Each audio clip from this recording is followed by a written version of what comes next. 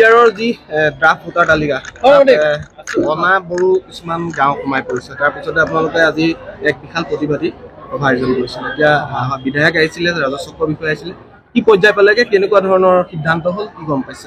জৰিয়তে আমি অনা বড়ো সুৰক্ষা সমিতিৰ সভাপতি হিচাপে তথা আজিৰ সভাৰ সভাপতি হিচাপে নদুৱাৰ প্ৰেছ ক্লাব আৰু চতিয়া প্ৰেছ ক্লাবৰ সমূহ সাংবাদিকসকলক আমি ধন্যবাদ জ্ঞাপন কৰিছোঁ। যিহেতু আপোনালোকে গম পাইছে যে বিটিআৰত আমাৰ অনা বড়ো গাঁওসমূহ অন্তৰ্ভুক্তি হৈছিলে আৰু এই বিষয় লৈ আমাৰ এই অঞ্চলৰ গাঁওসমূহত ভীতি প্ৰদৰ্শন হৈছে। বহুতো মানুহসকল, ৰাইজসকল, স্থানীয় বাসিন্দাসকল, অসমীয়া আদিবাসী যি কাৰ্বি যিসকল আছে তেওঁলোকে বহুত ভীতি প্ৰদৰ্শন হোৱাৰ কাৰণে বিভিন্ন ধৰণৰ কি কৰিব কি নাই দিশহাৰা হৈ গৈছিলে। যাৰ কাৰণে আজি আমি অনা বড়ো সুৰক্ষা সমিতি গঠন কৰি আজি এখন বৃহৎ শান্তি সম্প্ৰীতি আজি সভা আমি আয়োজন কৰিছোঁ। এই শান্তি সম্প্ৰীতি সভালৈ আমি সন্মানীয় বিশ্বনাথ বিধানসভা সমষ্টিৰ বিধায়ক প্ৰমোদ বৰঠাকুৰদেৱক মাতিছোঁ। নদুৱাৰ ৰাজহ চক্ৰ বিষয়া আহিছিলে আৰু ইতিমধ্যে নদুৱাৰ সমষ্টিৰ বিধায়ক পদ্ম হাজৰিকাদেৱে ভইচ লাইভ ইয়াত দিছে। সকলোৱে শান্তি সম্প্ৰীতি ৰক্ষা কৰি যাতে আগবাঢ়ি যাব পাৰি তাৰ কামনা কৰিছে। আৰু বিটিআৰ চুক্তিত যিখিনি অনা বড়ো গাঁও অন্তৰ্ভুক্ত হৈছে, আমাৰ আদিবাসী গাঁও বাগানো সোমাইছে, আমাৰ অসমীয়া গাঁওসমূহ সোমাইছে। এইখিনি সমস্যা সমাধানৰ ক্ষেত্ৰত যিখিনি আমাৰ আফচুৰ ল'ৰাৰ লগত ইতিমধ্যে নদুৱাৰ ৰাজহ চক্ৰৰ কাৰ্যালয়ত এটা আলোচনা হৈছে আমাৰ সমিতিৰ লগত। তেওঁলোকে অতি সোনকালে এইখিনি বাহিৰলৈ উলিয়াই দিয়াৰ কথা কৈছে, ভোটাৰ লিষ্টৰ পৰা নাম কৰ্তন কৰাৰ কথা কৈছে।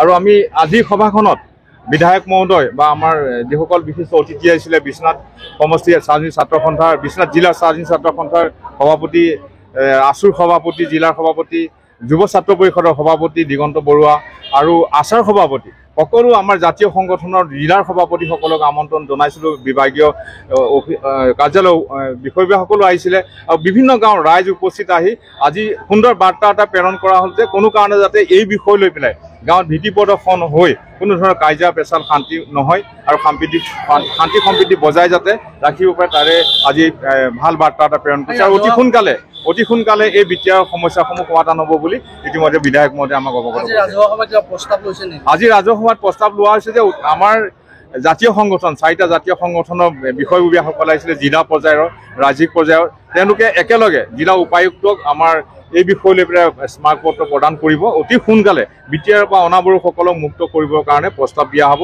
আৰু ইতিমধ্যে জিলাৰ জাতীয় সংগঠনসমূহে জিলা আয়ুক্তক ইতিমধ্যে প্ৰস্তাৱ প্ৰেৰণ কৰিছে যে অনা বড়োসকলক বিটিআৰৰ পৰা বাহিৰ কৰি দিব লাগে বুলি। এইখিনিয়ে আমাৰ আজি বাৰ্তা আপোনালোকলৈ আগবঢ়ালোঁ। বিটিআৰৰ লিষ্টত নাম সোমোৱা নাই। গোটেই প্ৰক্ৰিয়াটো এনেধৰণৰ, আপোনালোকে জানে যে ভাৰত চৰকাৰ, অসম চৰকাৰ আৰু বড়ো সংগঠনসমূহৰ মাজত যি চুক্তি হৈছিলে, এই চুক্তিৰ পৰিপ্ৰেক্ষিতত গঠন হৈছিলে এক্সটেণ্ডেড বিটিআৰ।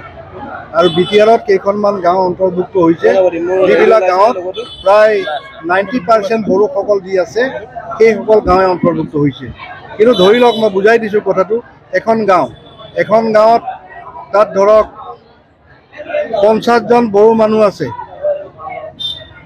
সেই গোটেই পুলিং ষ্টেচনটোৱে গুচি গ'ল ভোটাৰ তালিকাত। এইটো ড্ৰাফট ৰোল বুলি কোৱা হয়।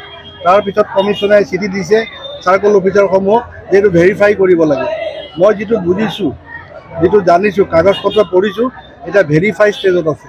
এইটো ভেৰিফাই কৰি শুদ্ধ এখন ভোটাৰ তালিকাত দিব। ইয়াৰ উপৰিও আফচুৱে আৰু কেইখনমান গাঁও বিচাৰিছে, যিবিলাক গাঁও একেবাৰে অৰুণাচলৰ দাঁতিকাষৰীয়া পাহাৰৰ কাষৰ গাঁওসমূহ, য'ত 100% বড়োসকল থাকে। আমি সকলোৱে বিধায়ক, চাৰ্কল অফিচাৰ, ডিষ্ট্ৰিক্ট কমিশ্যনাৰ, স্থানীয় ৰাইজৰ সহযোগত আমি এই সমস্যাটো আমি সমাধান কৰিম। মই আশা ৰাখিছোঁ স্থানীয় বিধায়ক হিচাপে বিটিআৰৰ বড়ো ভাই সকলো শান্তিৰে থাকক, বাকী অন্যান্য জনগোষ্ঠীৰ মানুহ শান্তিৰে থাকক।